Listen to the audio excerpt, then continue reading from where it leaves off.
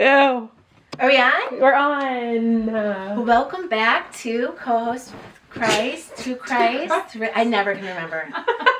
Co-host to Christ, Jen. Where's our sign? Oh, there it is. All I have to do is read it. Right. Co-host to Christ. That's our reminder. Welcome back. We have a special guest here, Sophia. Nope. Yes, Sophie Koss. Okay. Well, You say Sophia Sophia. is my legal name, and But- she is the only person that Yeah, I'm the only one that calls her Sophie. Yeah. Oh, this is perfect then. Yeah, it's so okay, great. because I thought it was Sophie, That was but already the Holy Spirit working in you.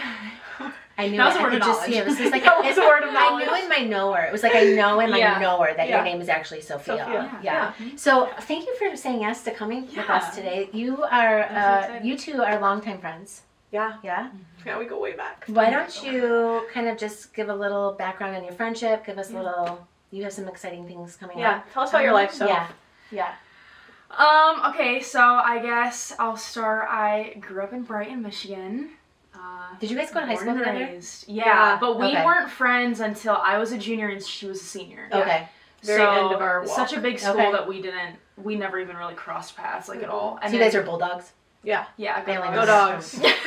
Go dogs. I only know because when you go into Brighton, it's like bulldogs everywhere. Everywhere. Yeah. Yeah, that would be us. Mhm. Yeah, that's Born and raised. Born and raised dogs. Bulldogs. Bulldogs. Yeah, so I born and raised in Brighton. I went to private school up until 8th grade, Okay. and then I transferred to Brighton High School.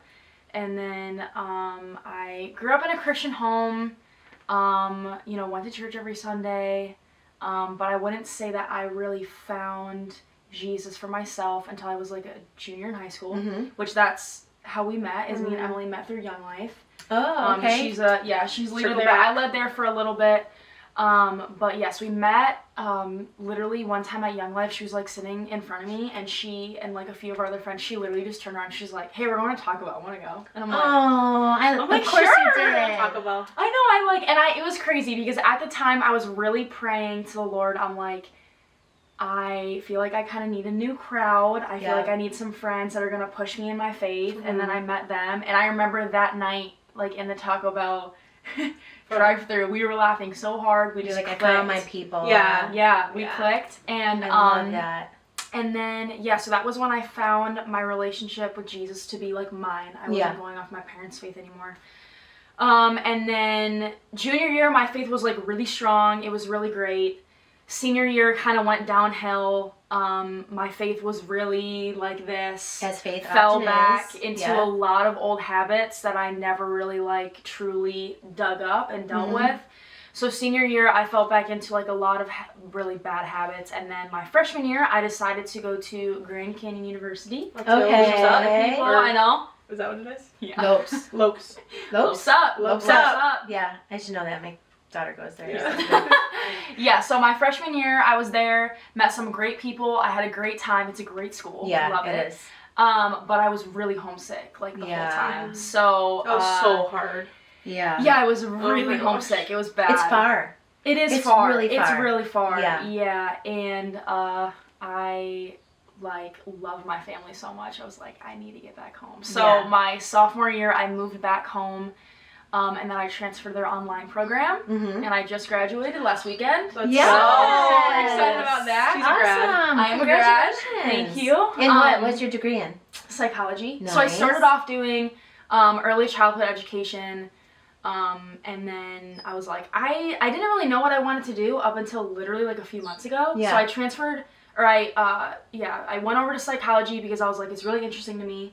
I Yeah. like learning about it. Yeah. And then I did their online program, and then, so freshman year I was away, and then sophomore year I moved home, and then beginning my sophomore year was when me and Emily really were like, we gotta Lock in. step up, we gotta lock in In or with the out. Lord, because In and out. we In or out, I should say. Yeah. Yeah. I will say but I mean, like, I guess both of us, we're living pretty lukewarm, like I said. Like, my Worldly. senior year, my faith was, like, really down in the dumps. Freshman year, like, got a little bit stronger, but I was still kind of, like, I think building it. Yeah. Yeah. And then my sophomore year, I was like, I really wanna, like, I'm done doing this lukewarm stuff. Like, I really wanna go all in. Because I just remember, like, for me, I really had a clicking moment. My family, it was Thanksgiving. We went away we were in Tennessee. And I had gotten out of a relationship and I was just feeling so empty. Like I was just living for the world, and I just had like a complete moment of surrender with the Lord where I was sitting outside, like our house was on this lake, and I was sitting on the dock, and I just like sat there and I cried out to him for hours, and I just wept, and I was like, I feel so let down all the time. I am so empty. I'm never fulfilled. I am so unsatisfied. And a lot of that was coming from, I tried to find a lot of validation in relationships, and a lot of that was coming from like, all these relationships kept failing because they never had a foundation, and I was just so broken, and so I fully surrendered everything. I was like, I am done living for the world. I want you to take control of everything. Wow. I want to lay everything down to you. I want things to change. I want to live for you now. And then I remember I came we're on the same, we're kind of on the same page. Where we both went through so we were like, we are just laying down, like, we crucified the flesh with its passions and desires. That's what I would say. That's what we did. We were like, we're done drinking, we're done smoking, like all this stuff in the world. I was also like, I'm done with men. I'm done trying to pour into these relationships. Like, I'm really just going to focus on my relationship with the Lord. And of course, right when I did that, Levi and I started like, some reconciliation was happening. And that was kind of hard for me to understand how the Lord was working, because I finally had gotten to a point of like, I'm secure being single. I'm loving like my single life. Like, I'm loving just pouring all this time into the Lord. And I really ruled off relationships, and then Levi started coming into my life, and I was like, okay, God, I'm like, I really hesitant about this. I'm like, because we had already kind of had a rough past, things hadn't worked out like when I was in high school. But they need to know who Levi is. Yeah, so Levi is my fiance. Aww. Yes. Yeah, so we right when I laid everything down for the Lord, him and I like we started really weirdly running into each other, like in all these places around Brighton, because him and I were no contact, absolutely zero. Is he from Brighton also? Yeah, okay. So he grew up in Brighton, but he went to LCS, Lansing Christian, which is right across the street from BHS. Okay. And so, when I was in high school, we had like a few mutuals on social media, and he reached out to me and he was like, hey, and him and I started talking in high school, but it went like really south. And so after high school, I literally, and Emily can attest this, I was like, I am never talking to that man ever again. I was like, there's no way that this would ever work out. I'm like, fans. Absolutely not. No. We were not fans. He was not a fan of me. I was not a fan of him. Yeah. You're like, there's no way. But then right when I like fully surrendered everything, we started really weirdly running into each other at like Brighton Coffee House and like the gym and like all these random places. Random. And I was random, but not random the Lord. And so I started like praying a lot about it, and I'm like, to be completely honest, this was the first time in my life I didn't want to be in a relationship at all. So like you really didn't. I really didn't. Yeah, so I really was like I was fully prepared to tell Levi like, hey, like just so you know, like I'm not, like I really don't want anything with you, like but the Lord was like, don't send that text for some reason, and I was like, okay, I guess I won't. But anyways, so him and I like started trying to we started off building like a friendship first, because we wanted to make sure that we did everything right this time, because we definitely didn't the first time. And then we started dating, and we dated for 6 months, and then we got engaged. And yeah, now we get married in like less than 3 months. Crazy. That's really amazing. Yeah. Don't you think like when God puts the two people together that he intends to be together, he moves quickly? Yeah. And it's, like there's just something like safe about it. There's something, so that's really cool. I love that you dated 6 months and then you knew. I mean, which it was interesting, because it definitely kind of like threw both of our families for a loop. Yeah, I'm sure. We both were like, never, our parents were both, we were like, we're never probably going to talk to that person ever again. Yeah. And randomly we were like, oh yeah, hey, like by the way, we're like getting married, kind of like talking again. And both of our families were like, whoa, okay, really? And then like right away we were like, yeah, like we know where we want this to go. Yeah. The Lord made it very, very, very clear to both of us individually, like this is who I want you to be with. And I think just when we first met, like I think just our hearts like weren't in the right place. I don't think, like, at least for me, maturity wise. I was not ready for like to settle down. I was not ready to be like. Well, God had something he still had to work out of you. Yes, he still had to work a lot out of me, and so he was like, pause. Yeah. So now we get married in 3 months, and I'm That's super amazing. excited. He is literally. I could spend this whole podcast talking about him. I love him so much. He has like never. I've never met somebody that has been such a clear example of God's grace and like God's love, and just the way that like he has loved me through like all of my ups and downs. And not only, he's also given me a second chance from like the way that I treated him the first time was so poorly, and the way that he gave me a second chance. And obviously I'm not perfect. He still continues to give me chances. Like God's grace is just so evident through him. And the way that he like loves people and takes care of people, like he just. I feel like we should have them both on sometime. That would be, I would love to do that. That would be great. Yeah. I really am excited to see how the Lord uses our story as like a testament to his, the Lord's reconciliation, because we just, the way that God has worked in both of us individually and then worked in us together is just, it's such a powerful testimony. And I love the Lord so much, and I thank him for it. And I thank him for Levi every day. So that's exciting. You can see it on your face. Yeah, that's genuinely. For sure. So great. It's so great. So you two, okay, so you did Young Life together. Are you still involved in Young Life? No, not anymore. Okay. We led her first year leading. I led with her. Okay. And then I took a step back from it. She still does it.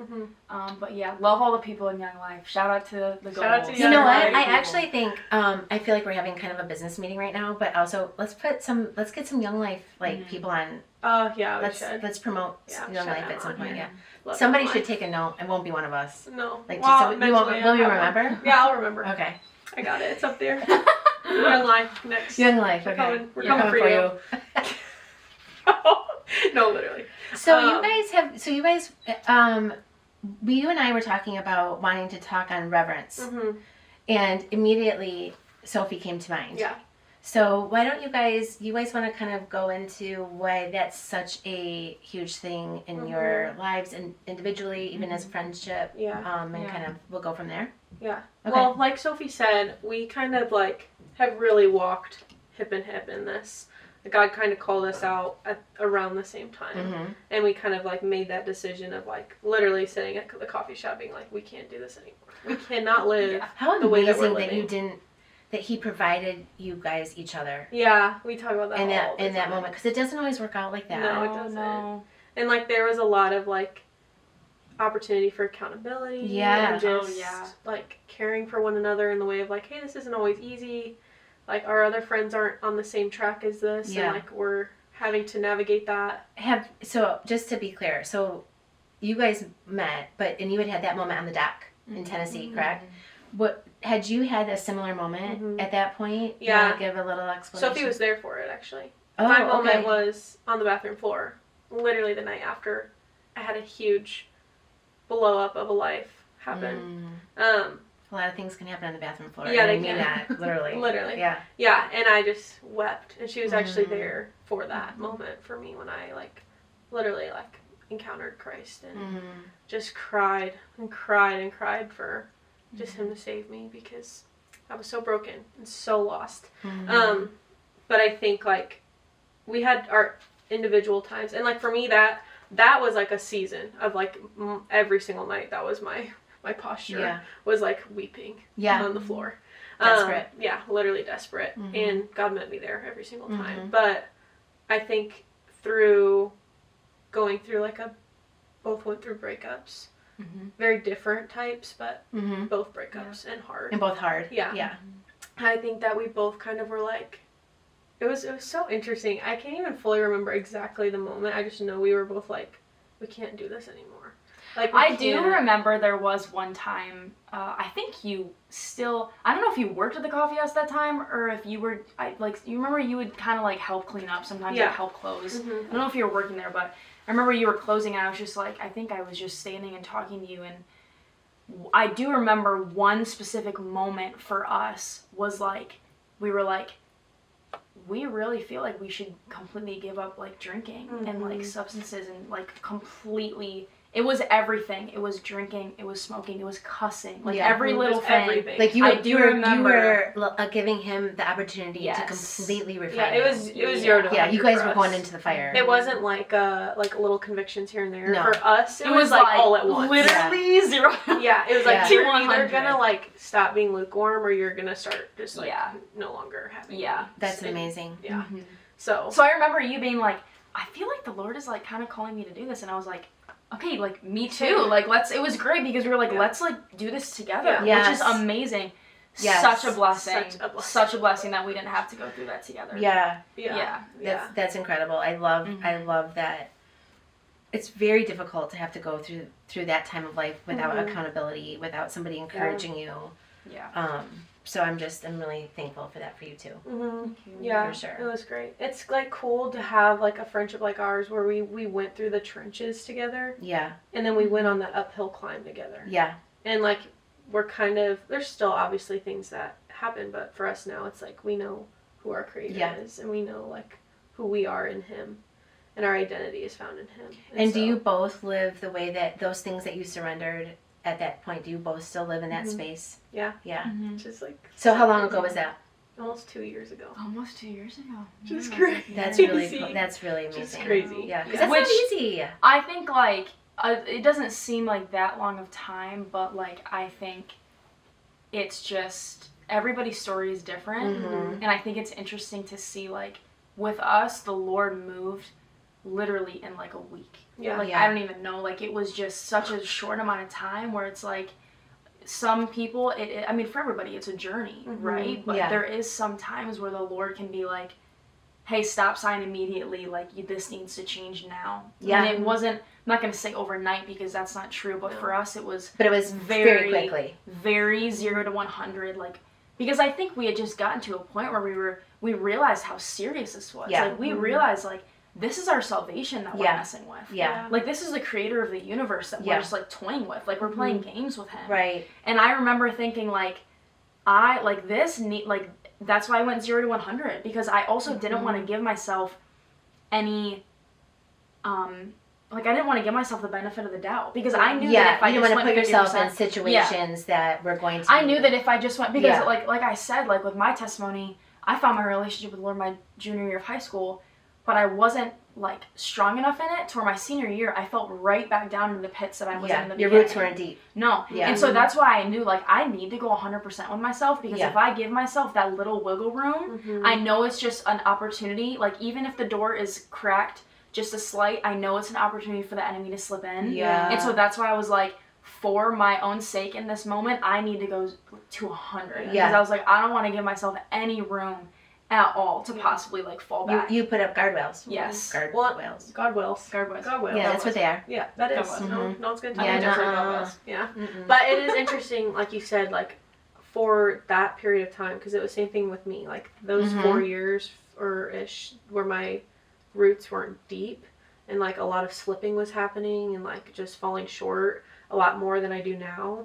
Like I also think in that moment when we were literally like called out by God of like you are called higher, we almost, and I would say it was like healthy to an extent, we isolated to let our roots deepen into the soil. So that's like God setting you aside for a bit. So he's growing. This is what you see Paul do this, like where he gets that, he has that over moments happen, but he also retreats to go grow before he gets back out and does his thing. And we definitely had that moment of like that isolation kind of like, okay, we recognize we can't give ourselves benefit of the doubt. Like we're human and we're weak and our flesh is weak right now, but like we need to deeply root into this foundation before we can go out. And so for us, like friendships changed like overnight, which was hard, but it had to happen because we knew right where we were right then, we weren't deeply rooted. Yeah.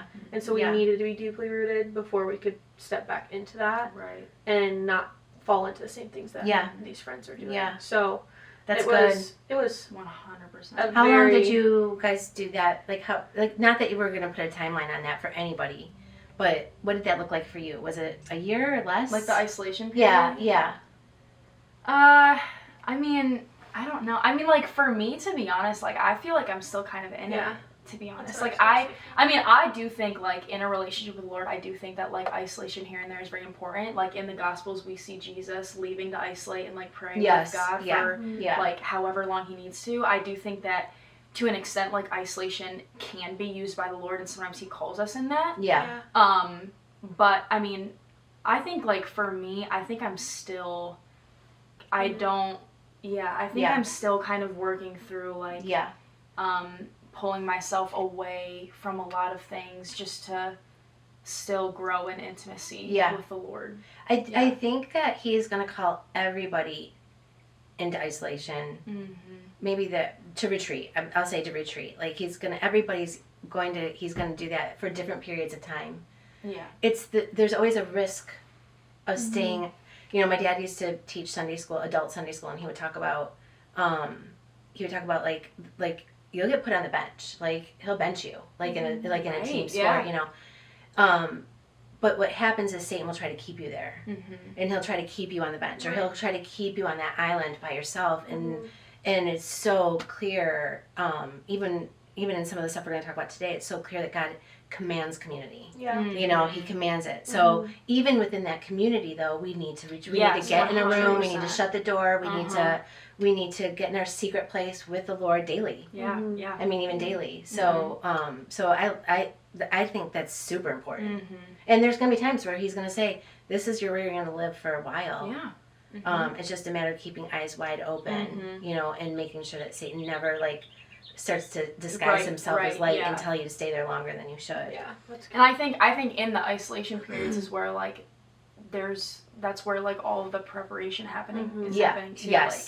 I think, you know, the Lord has a calling on every one of our lives, which is super important. But, like, we need to make sure that we are prepared for that calling, and we need to make sure that, like, we have the character for it. That we're armored up. And that we're armored up. And the way that, like, we learn is, like, in the alone time with the Lord, when he, like, teaches us all of these different things.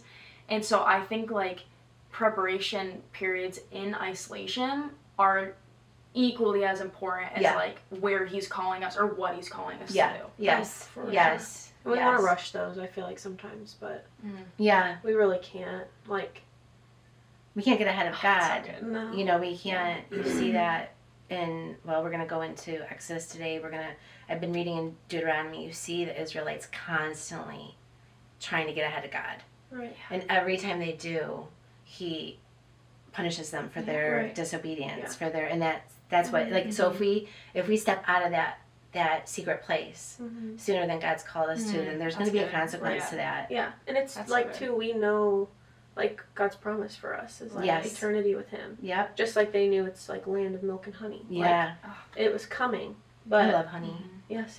I honestly, like, I think that, like, that's where I have found the most, like, reverence for the Lord, and, like, where it's grown the most is because, like, I was watching a sermon by Philip Anthony Mitchell the other day.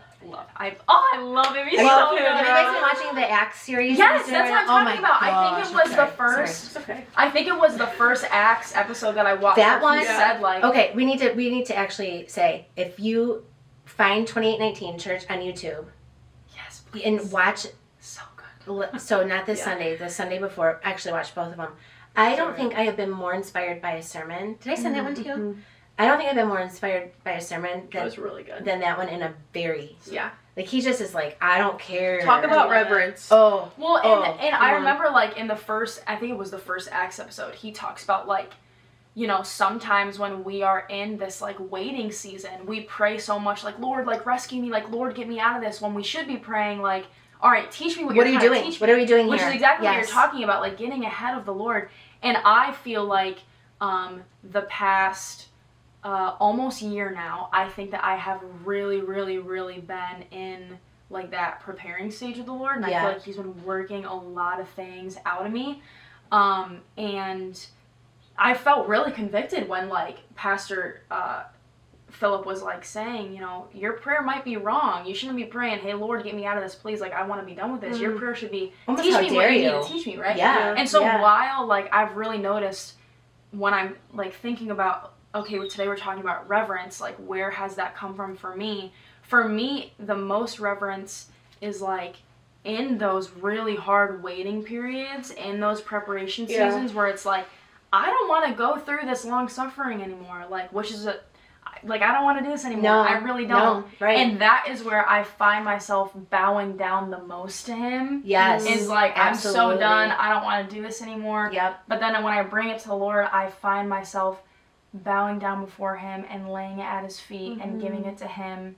And I end up just being more in awe of him and his power. Yeah. And like, I end up honoring him even more in those moments, which is what we're going to talk about today, which is reverence, which I think is so important. You're talking about the difference between in Psalm, and I can't remember exactly where, but it talks about for those who have completely surrendered themselves to the Lord, that you can cry out for help and he will answer you. Yeah. That's different than asking him to save you. Like, asking him to help you is, help me get through this for however long it's going to take me, like whatever this journey is. Help me hear your voice. Help me be led by you. Help me have eyes to see and ears to hear. Help me survive. But asking him to save us from something that he's trying to, I loved that. I just thought, I was like, I want to have that when the fires start to burn again.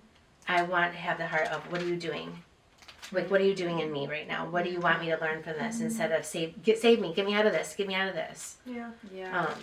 So I love that you brought that point up, for sure. Do you remember where it is? Is that what you guys are? Did you look it up? I was thinking it was, I don't know where. Are you talking about? I mean, I don't know if it's the same verse that you're talking about, but like these past few days have been in Psalm 91, and if Levi is watching this, he's gonna laugh because he literally told me yesterday, he was like, "You're always in Psalm 91," and I'm like, "I know, it's so good." It is. Yes, this is what I'm talking about. Yep. Yeah, but I mean, I was reading this yesterday.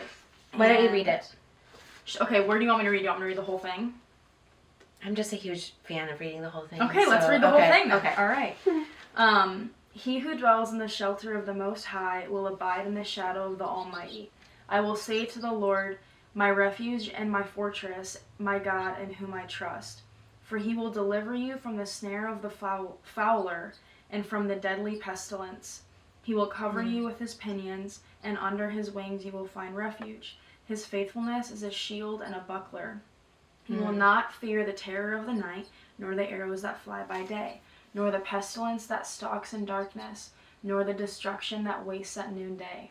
1,000 may fall at your side, 10,000 at your right hand, but it will not come near you. You will only look with your eyes and see the recompense? Mine doesn't say that. Of the wicked. Because you have made the Lord, I love this one. Because you have made the Lord your dwelling place, the Most High, who is my refuge, no evil shall be allowed to befall you, no plague come near your tent. Can I interrupt you just real quick? These are if-then statements. So this is we understand that having a relationship with the Lord is not about works. We get that. We can't earn his. But there are things where he's like, if you do this, then this will be the result of that. And that's what this was just saying. Yeah.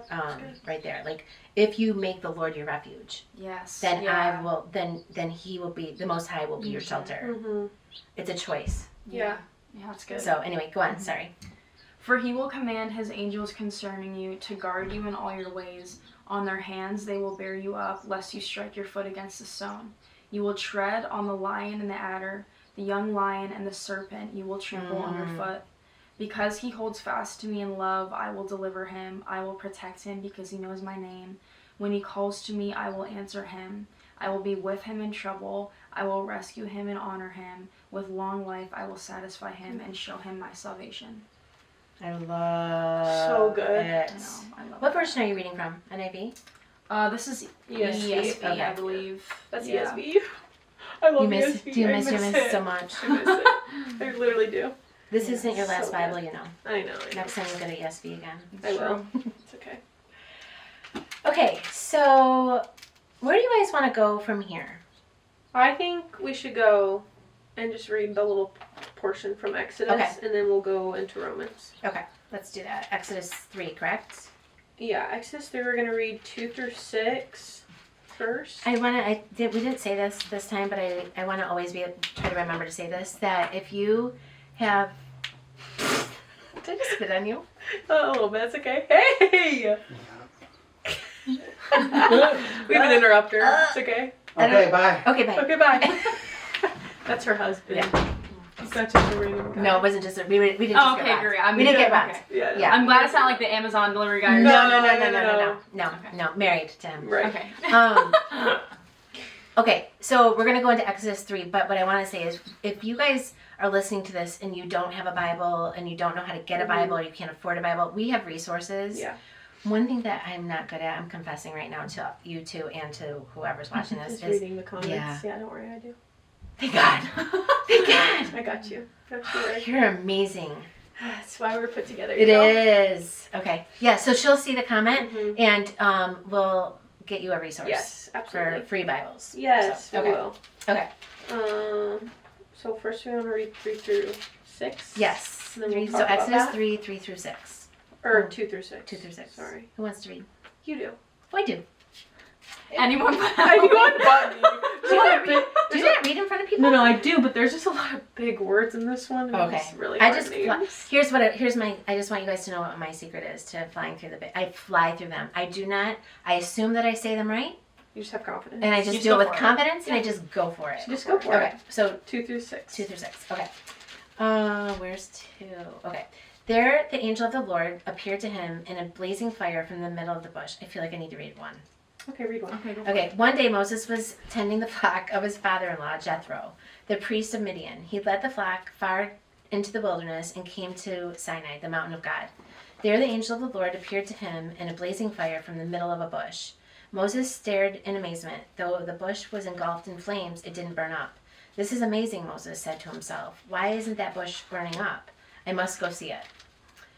When the Lord saw Moses coming to take a closer look, God called to him from the middle of the bush, Moses, Moses, here I am, Lord. He doesn't say that, but here I am. Moses replied, do not come any closer, the Lord warned. Take off your sandals, for you are standing on holy ground.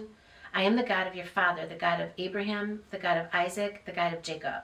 When Moses heard this, he covered his face because he was afraid to look at God. Right off the bat, like, because we were just talking about, like, our seasons of, like, kind of waiting or, like, preparing or isolation.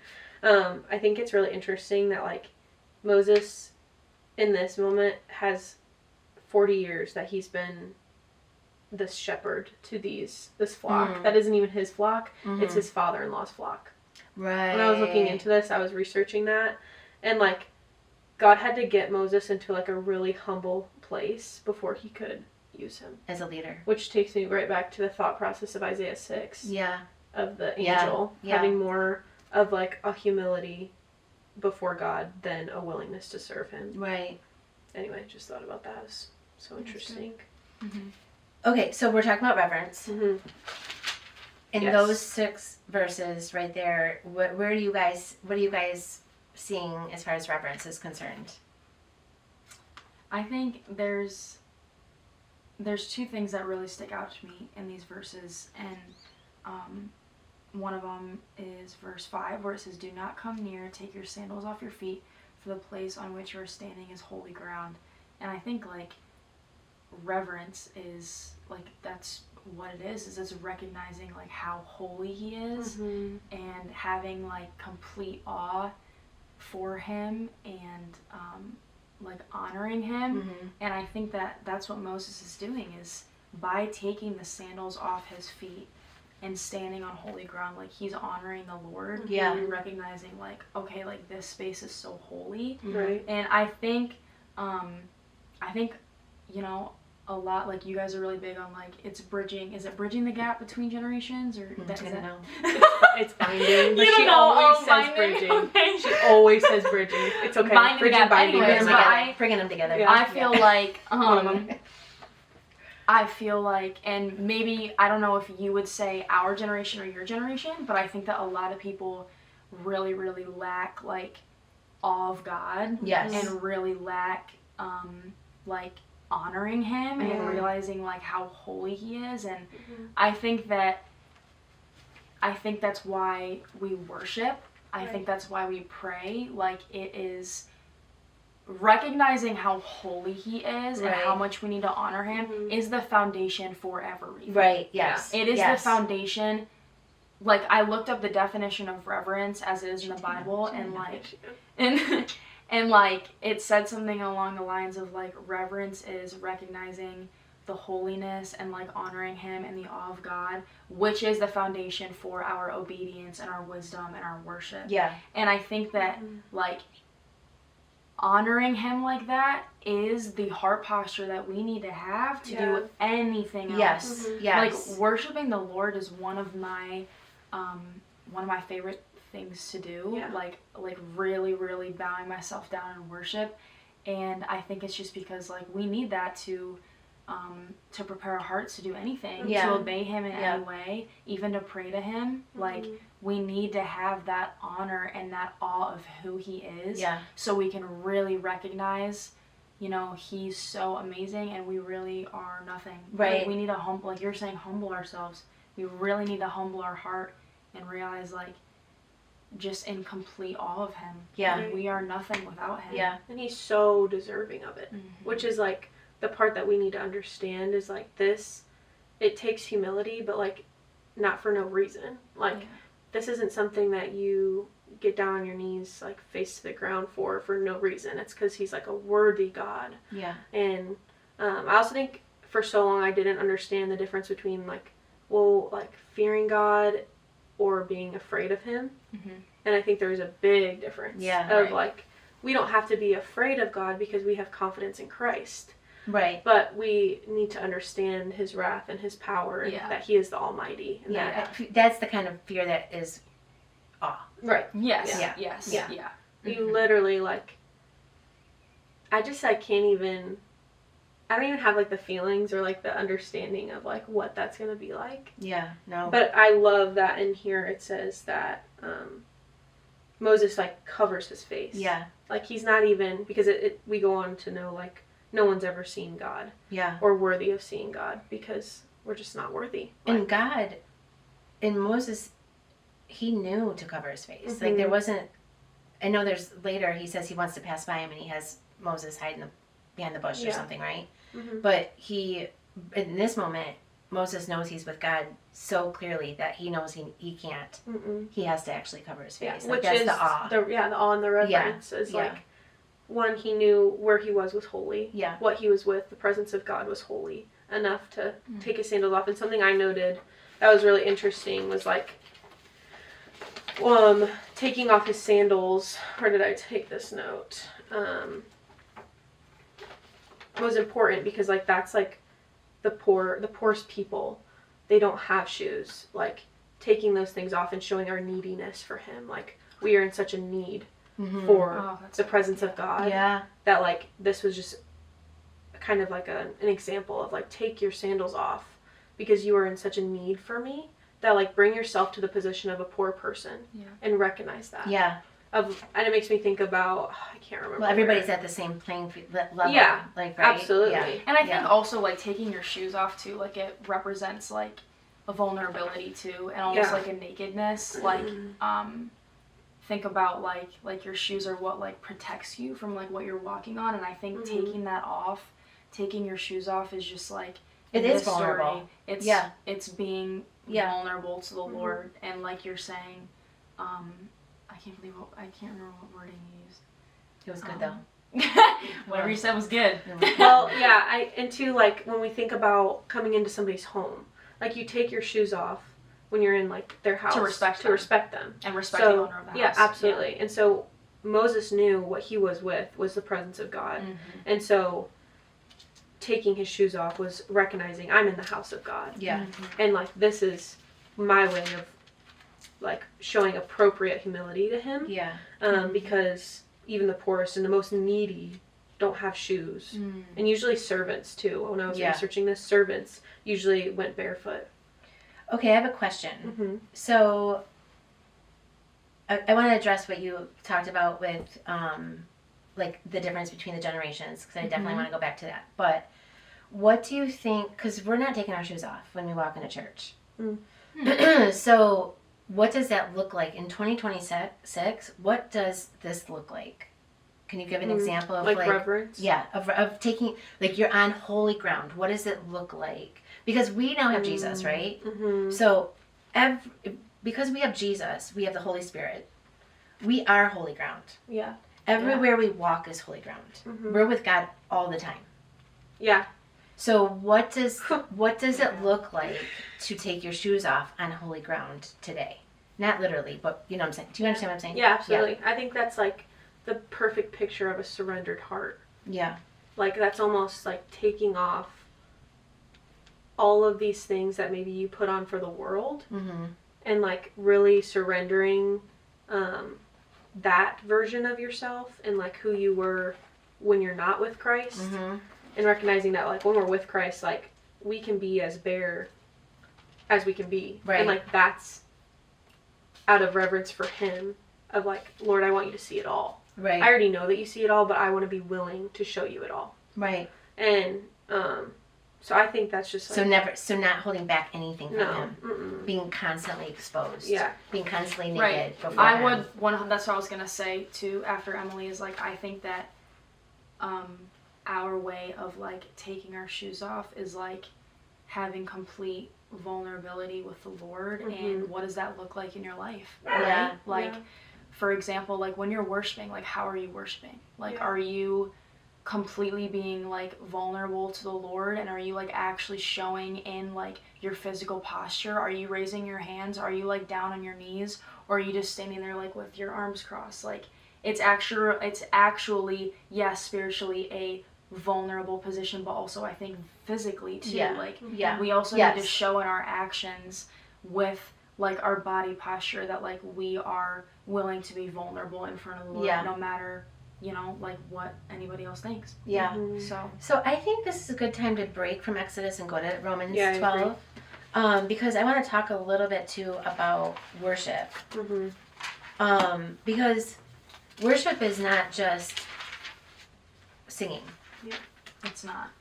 And so we live a life of worship. What does that look like? My husband doesn't love worship during church. Yeah. Like there's a lot of people, and he's not alone. There's a lot of people that just that's not where they feel the most. For me, probably for you guys, I feel so connected to God. Yeah. In that moment. Right. Absolutely.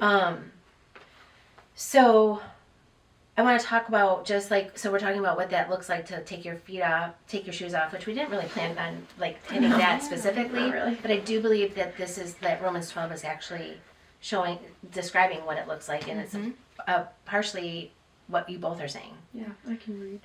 You should. All right, let's go. There's no hard words. There's no hard words. There's no hard words. New Testament. Let's go. Let's go. I got this one. You want me to read all the way through? Yeah. Okay. You got it. I might interrupt you. Yeah, interrupt me. Okay. Yeah, honestly.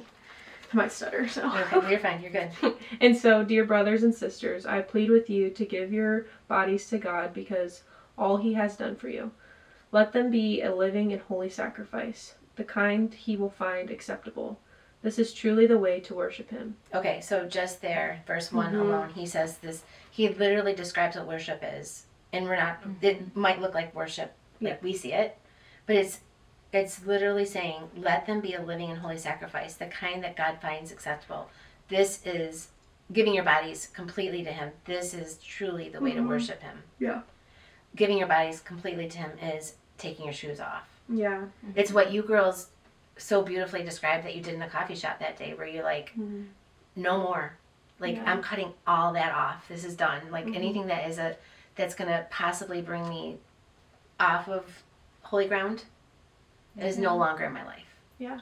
And I think giving your body to God, like, as it speaks here, is like almost, I think in that way, that is crucifying your flesh. Yes. Of like, I'm going to do the opposite. And that's what it's about to go into. Yeah. Saying, don't copy the behaviors and customs of this world, but let God transform you into a new person by changing the ways that you think.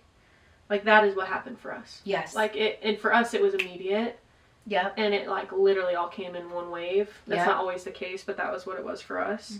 And I think that is, in a form of crucifying your flesh, is giving your body to Christ. And then it says, what's the next line? It says, so when you did that, when we do that, what is the consequence of that? So read the next line. Oh, I don't know. In verse No, 2. then in verse 2. Yeah, the last. By testing you may discern. Then you will learn to know God's will for you, which is good and pleasing and perfect. So you die to your flesh. You get rid of all the things in your life that contempt you to get off of holy ground, to put your shoes back on, right? And walk and walk away. And the consequence, the result of that, is then you will learn to know God's will for you, which is good and pleasing and perfect. Yes. And it's like so interesting too that like the presence of God had Moses take his shoes off. Yeah. Because like I used to love as a kid. I was a barefoot baby. Me too. Like I never would wear shoes. I still am, actually. Running around outside, just barefoot. Yeah. Oh, that was the best. And you want to know what's interesting though that I'm thinking about is like nowadays, like I'm much more of a shoe person, obviously, as I've grown up. But things when I was a kid, like you would grow calluses on your feet. Yeah. And like you could step on sharper things and like more of like that. Yeah, more of like those rough things on the ground. Like they didn't hurt your feet as much. But now that I'm older, when I take my shoes off and go outside and step around, I'm just like more uncomfortable. Yeah. And it like hurts, and you don't have that like build up on your foot of calluses, and so it's like that's just interesting. That's okay. Yeah. So take it to the next thing. So apply that to Moses. Yeah. Or apply that to us. Well, I think that's us in the form of like, as we take our shoes off, God grows our calluses on our feet, so that when we step on rougher ground, it's already built up of like that trust, almost as the calluses of like, well, God's gonna prevail. It's building that trust muscle, that trust callus, however you want to look at it. Yeah, but like as we, which is interesting too, that like as kids we're more likely to do that. Yeah. That childlike faith almost is coming to my mind. Yeah. You don't even think about it. Yeah. You just run. Right, exactly. You're not worried about it, what you might run on. No. Yeah. Because you're just not worried about that. But then as you get older and you just learn more about the world, you become fearful and you wear shoes to protect your feet from getting hurt. But That's this is holy ground. Yeah. That's good. Shoot. Okay. Yeah, you should write that down. Yeah, I'll write it down. I will. Verse 3? Verse 3. Okay. Because of the privilege and authority God has given me, I give each of you this warning. Don't think you are better than you really are. Be honest in your evaluation. Be honest in your evolution, dude. Bro, I'm about to sing Hamilton right now. I've never seen it. I haven't either. I'm with you. I'm dying to, but I've never seen Evolution's crazy. Okay, evaluation of yourself. Measuring yourself by faith God has given us. Just as your bodies have many parts and each part has a special function, so it is with Christ's body. We are many parts of one body, and we all belong to each other. I love that. Do you guys think that's an interesting transition from verses 1 and 2 to verses 3 and 4 and 5? Like, he goes into, so he's talking about live this way, and you will be good. You will have a pleasing aroma to God. Like you will and you'll know the will for your life, which is good and pleasing and perfect. And then he goes into, because of his authority, he's going to tell us how to live, what we need to do. But he talks about the many parts of the body first. Yeah. I wonder why. I'm literally just talking this out in real time. Like, wonder what just as our bodies have many parts and each part has a special function, so it is with Christ's body. We are many parts of one body, and we all belong to each other. And then Emily's about to read into what that all is. But what does that have to do with living holy? What does that have to do with verses 1 and 2? It's okay if we don't have an answer for that. That's interesting, though. It is interesting, because it doesn't feel like... You would think those are two separate topics. So there's got to be something. Maybe we can talk that out on a different day. Yeah, that's good. Okay, go on. Okay. In His grace, God has given us different gifts for doing certain things well. So if God has given you the ability to prophesy, speak out with as much faith as God has given you. If your gift is serving others, serve them well. If you are a teacher, teach well. If your gift is to encourage others, be encouraging. If it's giving, give generously. If God has given you leadership ability, take the responsibility seriously. If you have a gift for showing kindness to others, do it gladly. Do you want me to keep going? Yeah, keep. Okay. Don't just pretend to love others, really love them. Hate what is wrong, hold tightly to what is good. Love each other with genuine affection. Take a delight in honoring each other. Never be lazy, but work hard and serve the Lord enthusiastically. Rejoice in your confident hope. Be patient in trouble. Keep on praying. When God's people are in need, be ready to help them. Always be eager to practice hospitality. Okay, so I don't even think we need to finish the next few verses unless you guys want to, but this is the result of living on holy ground. Living reverent for God. Yeah. Any more thoughts on that? No, I mean, I think this is, like, actually all so good. Like, Romans 12, there's a lot in here. Yeah. I like that it tells us, like, God has given us different gifts. And that it's important, though, and I think this might be part of, like, why we're one body and we should belong together, is because we need all of these gifts, but we're not going to have all of these gifts, likely. And so that's why it's important that we come together in unity and we function as one body. Yes, and okay, I think I just connected it to the first two verses. I think what it is living this out, so whatever your giftedness is, and you give it all, you give everything into that, like what God's called you into, that's worship. That's living a life of worship because of your reverence for God. Right. So you're doing what He specifically called you to. Yes, He created you to do. Like, yeah, He made you that leader. He made you that prophet. He made you that whatever. Yeah, that's good. Okay. What? And sorry, I'm just gonna add. I think that like my title right here says marks of the true Christian, which is like verses 9 through 21. This is all of these commandments of like love one another, right? Like hold fast to what is good, etc., etc. I don't think that it's a coincidence that all of these commandments come after talking about a living sacrifice and the gifts of grace, because I don't think that, like talking about reverence, obedience can't happen without reverence. No, and I don't think that it is by coincidence that Paul writes Romans, right? Yeah. Like Paul is saying, he talks about a living sacrifice, like sacrifice your bodies, like sacrifice the fleshless passions and desires, etc. And then it talks about the gifts that Jesus has given us, and then it talks about us living out those gifts. So I don't think that also like the order that goes in, I think exactly is what like we should be living by. Is first word, which is what happened to me and Emily. Like we're making a decision. We're crucifying our flesh, etc. But then we recognize through reverence, these are all of the gifts that the Lord gives us. And then we have to decide as disciples of Jesus to live out all of those gifts, right? And then it talks about all of the commandments. Yes, that's so good. I love that. Yes, perfect. That reverence is like key to following Him. Yeah, because nothing else matters after that. Like if you don't have reverence for Him, like you're saying, then your giftedness, your community, it doesn't even matter. Well, I also think like when you lack reverence and you only view God as this loving God, we get really gray. We get really confused and clouded. We see churches doing it all the time. All the time. Yeah. We see Christians doing it all the time. Yeah. That reverence is really important so that we don't fall into this progressive Christianity that we're seeing, where it's all love and it's all these things, but it's no fear, there's no sin, no reverence. Yeah, we're not imperfect. We don't need a savior. Yeah, like it's self-serve type of thing. It's like no, like that.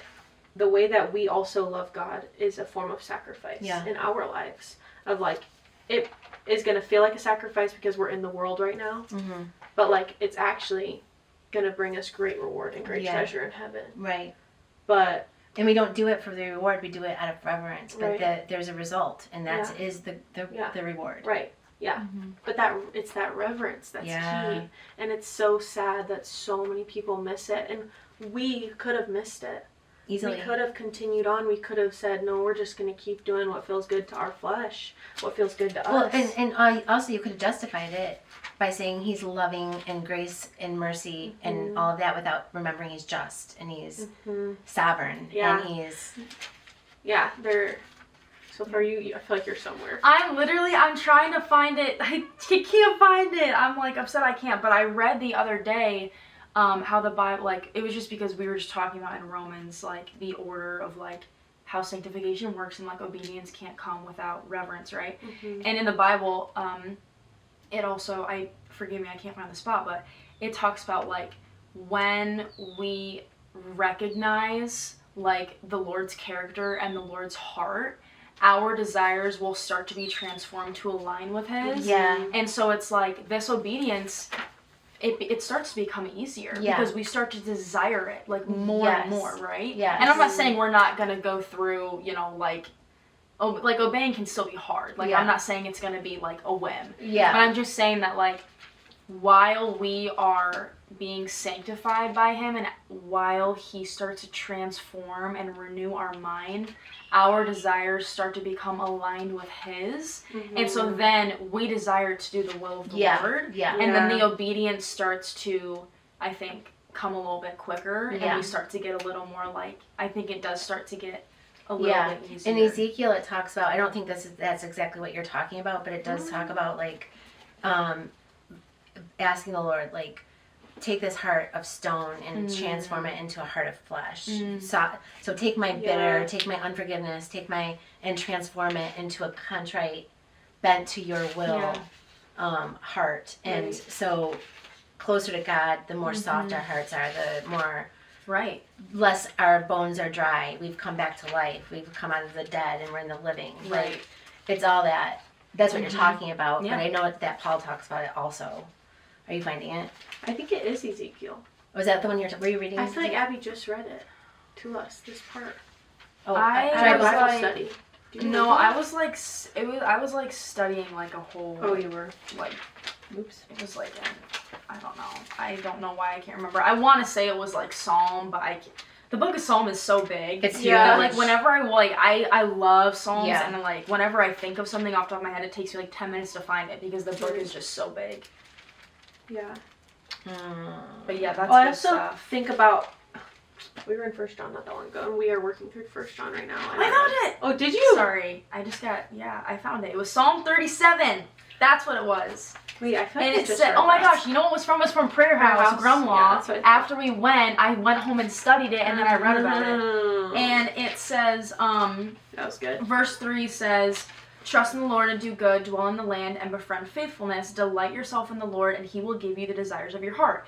And it does say this in more than just Psalm. It'll say, like, He'll give you the desires of your heart. Yeah. And I think that, like, I used to think this way, where, like, at first glance, it's like, the Lord, like, gives me whatever I want. If I just, then He'll give me whatever I want. If I ask, then I will receive. Yeah. Like, that's great. Like, I'm going to get whatever I want. But it's actually, like, no, He's talking about, like, a believer saying, like, ask and you will receive. And as believers, we are supposed to have the same desires of God. Yes. And so I wrote down here, it says, when you delight in Him, your desires will change to align with His desires. Yeah. And then it goes on in Psalm 37 to talk about how after God fulfills these desires, then our righteousness is revealed. But that's like a whole other conversation. But that's just what I thought about, is like how, you know, we need reverence to bring obedience, but you know, well, reverence changes the desires of your heart. 100%. Like if you have reverence for God, you know, because there's probably a lot of Christians out there that still don't have that totally figured out. But getting in His Word, being in community, talking these things out, spending time in your quiet place and being alone with God. If you're doing that, it is going to change the desires of your heart. The things that I wanted 10 years ago are not the same things I want today. Like, I understand. So, like, but there's a whole prosperity gospel that will tell you that, like, if you just believe for it, like, you're going to get it. Well, yeah, okay. We understand, like, faith of a mustard seed can move mountains, right? We understand that. But we're not talking about just hope. We're talking about a contrite, like, we have bent our will to His. Yes. Yeah. And so the desires of my heart are in line with Him. Not always, because I love clothes. I don't know. Here we are. Yeah, I love clothes. Yeah, I love them. But, like, this prosperity gospel, like, I think it's great that you guys are talking about this, because it is so important. Like, this idea of, you know, like, this Jeremiah verse that people love to pull out all the time. Yes. Because, like, the Lord wants to prosper you and, like, take care of you. And so people are like, when bad things happen, then they blame God and they're like, well, you know, he like doesn't care. They don't read the rest of the Bible. They don't, yeah, and it's like, but obviously the Lord wants to take care of us, and that's great. And that's just because he, you know, he cares about us. He sent his son to die for us and like take on the weight of the world. Like, yeah, but at the same time, like, we do have to understand that his will and his understanding is way more greater than ours. Right. Reverence. And so it's the reverence where it's like you need to be in awe of the Lord and understand that like he's so much more powerful than just the things of this world and more powerful than our flesh. Yeah. He who is in you is greater than, wait, what was it? It was he that is in you is greater than he who is in the world. Yes, which is in, I think, first John, I think. Yeah, but that's exactly what we're talking about. Yeah. That's what reverence is. It's realizing that he is so much greater and so much more powerful. And I think that's so incredibly important. One thing that someone said to me one time that like really stuck with me is, and I think people talk about this all the time, is they're like, oh, like, I don't, you know, like, church just, like, isn't, like, encouraging enough to me. Like, it isn't, you know, I don't get enough hope from it, and I don't, you know, like, leave feeling inspired at it every time.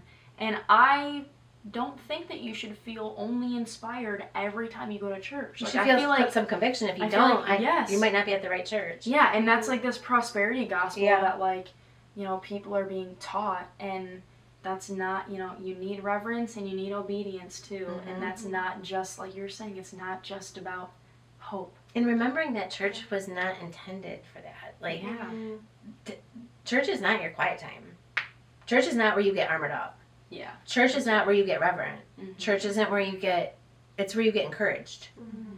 But it's not intended to replace where you go to get alone with God in order to develop a new reverence for Him. That's good, yeah.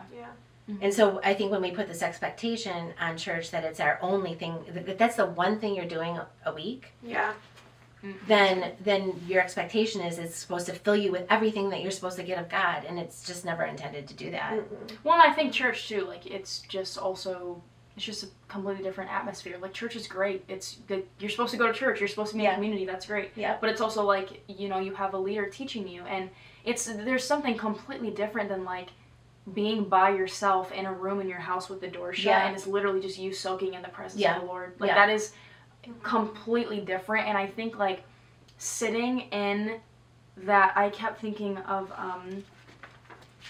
let's see if I find it. It's in Psalms. So okay, here it is. So Psalm 27:4 says, "One thing I have asked of the Lord, that I will seek after, that I may dwell in the house of the Lord all the days of my life, to gaze upon the beauty of the Lord and to inquire in His temple." Yeah. And before in Psalm 26 verse 8, it says, "O Lord, I love the habitation of your house and the place where your glory dwells." And I think it is just as important, this is where reverence comes from, but it is just as important to be sitting in the presence of the Lord and to be glorifying Him. And it goes back to Moses, where like the glory was so great that he had to look away. Yeah. And I think that we need to make sure that we are soaking up His presence just as much. Yeah. Okay, so my version on 26:8 says, "I love your sanctuary, Lord, the place where your glorious presence dwells." Let's go back to the beginning. Where was I saying where does His presence dwell today? In us. In us. Yeah. Mm-hmm. So that is like we should be living that. What you're talking about, that should be that's how we should be living 24/7, when we sleep, when we stand, when we're doing chores around the house, when we're going to work or to school, or this should be part of who we are. We're in His sanctuary everywhere we go. Yeah. And I'm thinking about too, like Moses in Exodus, God's presence, it's him and God. Yes. No one else. There isn't a church building around him. Like, there's not an encourager. No. There's not a. There's nothing. It's literally like him in a raw state before the Lord. Yeah. So that's why that reverence is so important. That this isn't just a church relationship; it's a God relationship. Yeah, exactly. And that you're getting into your quiet time and into your secret place with the Lord. Because if you're just waiting for God to speak to you, but you're only leaning into Him on Sunday mornings, I'm sorry to break it to you. It might not come back void. No, but it's like, but then it's just putting God on your schedule. Right. You know what I mean? Yeah. It's not saying like, hey God, like I want a relationship with you, but like only on my schedule. And like only when I have time. You're only giving him an hour every Sunday morning to speak to you. Through someone else? Through someone else. Like, I don't mean for that to be so incredibly harsh, but it's like, that should be convicting. Yeah. Like, it really should. If you really want to know God, this is the only way to really know God. Yes. It's through his word and through having an intimate, one-on-one, hip-to-hip relationship with him. Yeah. Of like, I'm going about my day and I want you intertwined and involved in all of it. He's with us everywhere we go. Anything you don't know or that I haven't revealed to you about me. So, yeah. What time are we? We need to wrap up. We might have to do a part 2. Yeah, there might have to be a second to this. But yeah, it's a lot to chew on. Yeah, it is. It really is. Reverence is hefty. Yeah, it is. But it needs and to I be. think like maybe just before we could wrap up, we should like, if there are some people who are watching who are like, how do I find this reverence? Mm-hmm. Yeah, that's good. Maybe like giving them a few pointers. Yeah.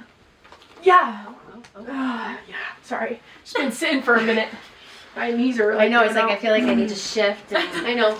Yeah, I think we should talk about that because that's huge. All I can do is, because I do think there's somewhat of a recipe to this. Like it's not like, oh, do this exactly, you do this for 20 minutes, you do, or, you know, it's not like going to the gym necessarily where you're doing these like sets. Mm-hmm. But at the same time, I don't believe you can develop reverence for the Lord.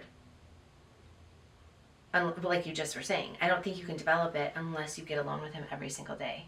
And not because it's religious, not because you're checking something off the list, but literally just going into his word, reading it, starting in the Psalms, whatever. Mm-hmm. Read it slowly. Yeah. You know, read it slowly. Spend time praying, asking him to reveal his mysteries to you through this word.